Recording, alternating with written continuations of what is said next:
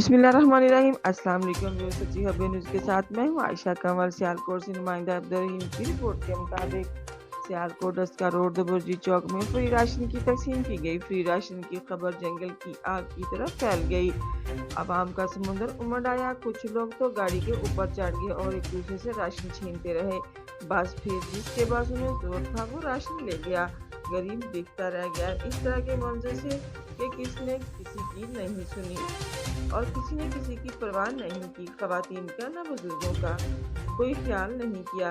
غربت تو ہے مگر یہ کیسی غربت کہ غریب تو ایک دوسرے کا احساس کرتے ہیں۔ بہرحال شہریوں نے حکومت سے مطالبہ کرتے ہوئے کہا ہے کہ سستے آٹے کی تقسیم کو یقینی بنایا جائے تاکہ رمضان شریف کے بابرکت مہینے میں غریب دو وقت کی روٹی کھا سکے اور اپنوں کو چاہیے کہ وہ چھوٹے فیصل سے باہر نکلیں اور غریبوں کی مدد کریں۔